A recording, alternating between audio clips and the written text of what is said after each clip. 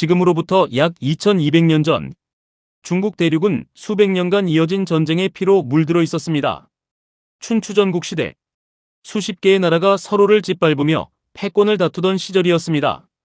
기원전 221년 마침내 한 인물이 나타나 그 긴 혼란에 마침표를 찍었습니다. 진나라의 왕 영정. 그는 불과 39세의 나이에 천하를 통일하고 스스로를 시황제, 즉 최초의 황제라 선포합니다. 화폐를 통일하고 문자를 통일하고 도로를 닦고 만리장성을 쌓았습니다. 그야말로 전무후무한 권력자였습니다. 하지만 역사는 언제나 반복됩니다. 가장 높이 오른 자가 가장 먼저 무너지는 법. 기원전 210년 천하를 호령하던 진시황이 순행 도중 갑작스럽게 세상을 떠납니다. 그런데 여기서 역사의 물줄기를 바꾸는 사건이 벌어집니다. 환관조고와 승상이사는 황제의 죽음을 숨깁니다. 한여름 무더위에 시신이 썩어가는 냄새를 감추기 위해 수레에 생선을 가득 실었다고 역사는 기록합니다. 그리고 충직한 장남 부소 대신 자신들이 조종하기 쉬운 어리석은 둘째 호해를 황제로 세웁니다. 조고 폐하의 죽음을 알리면 천하가 혼란에 빠집니다. 잠시만 기다리십시오. 조고 황제의 유서를 불태운다.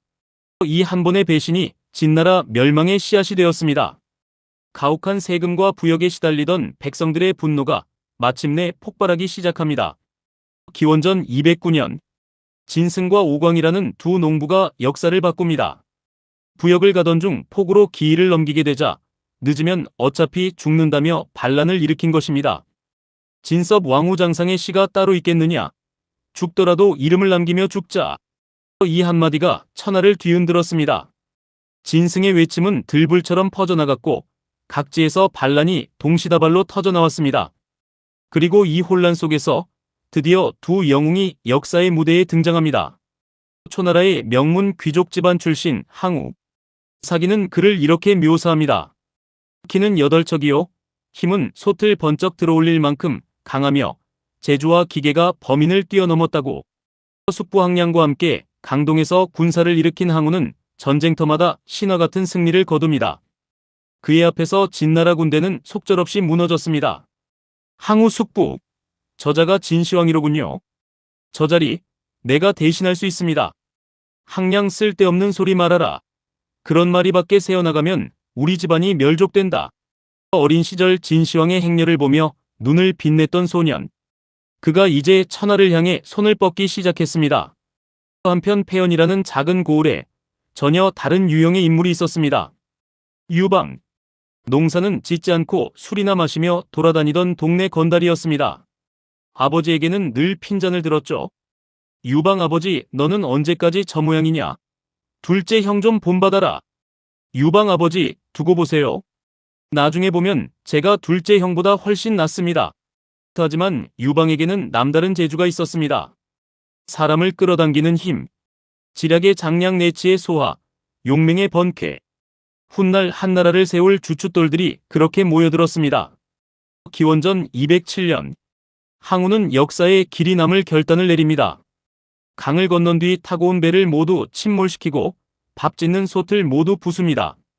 퇴로를 완전히 끄는 것입니다. 이른바 파부침주, 솥을 깨고 배를 가라앉힌다는 뜻입니다. 항우 들어라. 이제 돌아갈 배도 없고 먹을 양식도 없다. 앞으로 나아가 이기거나 이 자리에서 죽거나 둘 중 하나다. 결사의 각오로 싸운 항우의 군대는 진나라 대군 40만을 상대로 기적같은 승리를 거둡니다. 이거록 대전의 승리로 항우는 명실상부 반진 연합군의 총사령관이 됩니다. 기원전 206년 기적이 일어납니다. 전력이 훨씬 약했던 유방이 항우보다 먼저 진나라의 수도 함양에 입성한 것입니다. 진나라 마지막 왕 자영이 흰 수레를 타고 항복을 청해옵니다.